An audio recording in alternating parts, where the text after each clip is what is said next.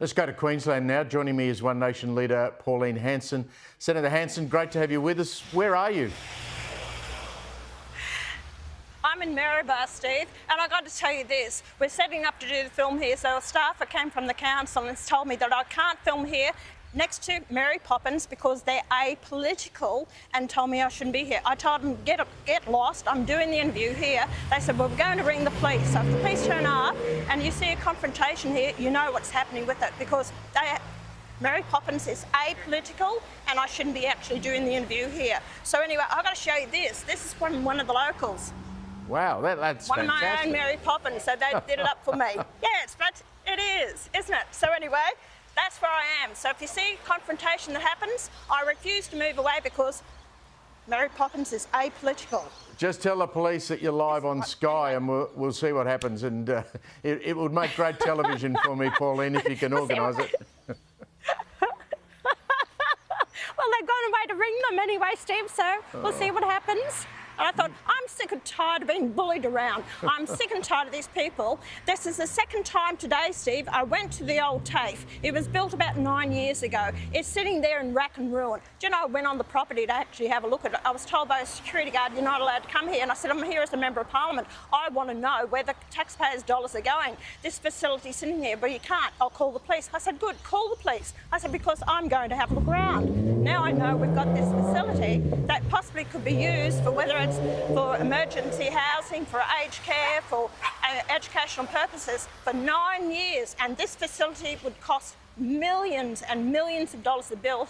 And now it's been destroyed by vandals and they haven't done a damn thing about it. I'm fed up with the bureaucrats, I'm fed up with the politicians, and this is a waste of taxpayers' dollars. But they're, again, being bullied.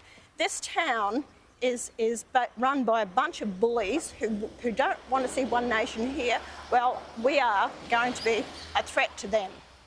Why is Maryborough turned into such a woke joint that they won't welcome a proud Queenslander like Pauline Hanson, who happens to be a member of their king's government?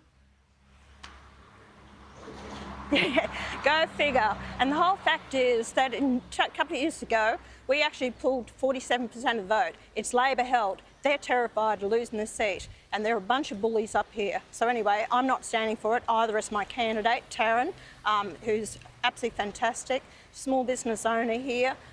So anyway, we're a threat to them, Steve, and they don't like it. So we're sticking up for it. You know, we've had so many things. We've spoken to the firefighters today. What's happening to the rural and regional firefighters? You know, they're volunteers. They're not getting a look in the door. They're being controlled. No one listens to them. There's real problems with the firefighting sector. The farmers I spoke to today as well, they're facing huge issues as well. And, you know, no one's listening to them.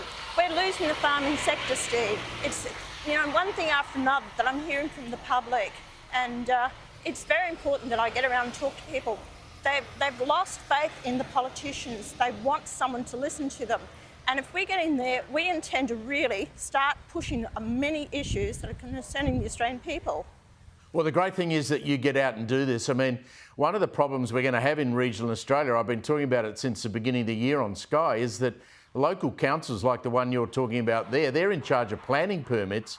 And so when all these people turn up with, you know, solar farms that are going to cover paddocks and acres and acres and acres of wind turbines, the councils are just going to give that a green tick.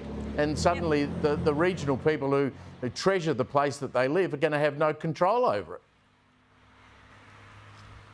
Oh, look, you're exactly right, Steve. Actually, Boorumba dam that they have there, they're actually going to put another wall up. They're going to raise the height by 50 metres, which is going to flood pristine forest, you know, it's never been touched. And then you're going to lose all the flora and fauna, destroy the tourist industry, put in hydro scheme that's not going to give any more water whatsoever, only to support 226 wind turbines at a height of 290 metres high, these wind turbines, through pine forest area, which will actually then destroy the ecology of the ecosystem, waterways, which will actually go down and silt up river systems and the coastline. This is how stupid the whole thing is. People are up in arms about this. This has been supported by both the political parties. No one's fighting this. So anyway, we will fight it. It is ridiculous what they're wanting to do. And they're going to put up thousands upon thousands of solar panels which aren't going to deliver the power. All it's going to do is just keep the turbines going to pump the water uphill so it flows down through the day, because wind and solar will not give the power that we need. It's ridiculous, Steve. What's happened to your mates, the Greens? What's happened to your mates, the Greens, in the Senate? They're supposed to protect the Australian flora and fauna. Now they've just turned themselves into a bunch of anarchists who the only problem they want to talk about is Palestine. Yeah, that's right. Correct. I was about to say that people have been misled and lied to what the Greens actually stand for. They're not looking after the environment. They're a bunch of ratbags that have no idea, use this whole thing about the environment as the reasons why they get into Parliament, and people need to look at what their policies are. The Greens are not here to support this country in productivity, jobs, the future of this nation whatsoever, and they throw out policies out there that are unsustainable, will not work whatsoever, to play on people's emotions where they think, oh my God, you can't let that happen, we're going to lose this animal. The amount of, what they said, birds and different species that will be lost in this. That's right, where's the Greens? No one's speaking about it. But it's sheer stupidity, Steve. Let me remind people again, 226 wind turbines of the height of 290 metres high throughout a pine forest. So you can imagine if one of those actually catches fire, what's going to happen? We have a failing, fire service where the volunteers are not getting into the service anymore. We have huge problems coming, lining up, and people are not being listened to. And this is where we have to, One Nation has to start winning seats in the floor of Parliament to actually start putting them on notice and being a voice for the people. So it's up to people out there. We're giving you an opportunity to make a change and get rid of the thugs, and those people don't know what the hell they're doing, just protecting their own jobs, and that's what we have to do. That's our job. We got an issue in Victoria where farmers who have properties that actually share a fence line with some of these turbine projects, their insurance costs have absolutely gone through the roof, because the insurance company says, well, hang on, what if the solar panels or the wind turbine catches fire? We're not going to insure your property unless you pay more in your premiums. Well, they can't. Just got word about that. Insurance companies in Australia won't insure these farmers once they put the wind turbines up, so that means they have to get overseas insurance to cover them as well. So the cost of that is correct, Steve, what I'm understanding. So there's a lot of pluses to all this that people don't understand. Even with these solar panels, when they actually get destroyed by hail or other damage that may be done to them, well then once they leach that cadmium into the soil, and that may run into waterways and the poisons the neighbours' land or whatever, there's another thing. There's no insurance that can actually pay for that. It has not been thought out. Also, no one's answered me the question, how do they intend to get rid of the solar panels and the wind turbines as well once they finish their use-by date? It is ludicrous what we're doing. I'm not against it whatsoever. If people want to put solar panels on their houses, fine, to cut down the cost of power, I've got no problem with that whatsoever.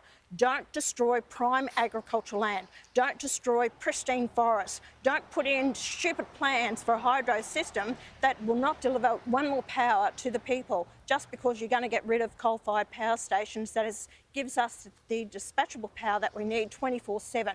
It is stupidity. It is foreign investment in this country that's propping it up. It's deals that the governments have done to sign them up. And for the last 10 years, we have paid out $29 billion in subsidies to these companies. So I have a real issue with this, that we are seeing taxpayers' monies just going to foreign investment over these renewables that is not delivering what we need in this country. Do I need to keep my phone on in case you end up in jail tonight? They haven't turned up.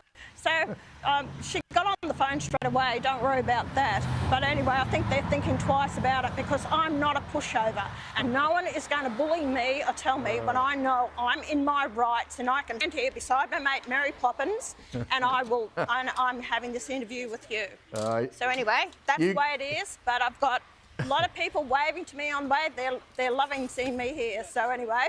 You go for it, Pauline. The battle's on, the fight's on, and we're going to keep going. No one's going to bully you. We will. Thanks, Steve. Good on you, Pauline Hanson there in Maryborough in Queensland, telling the police to nick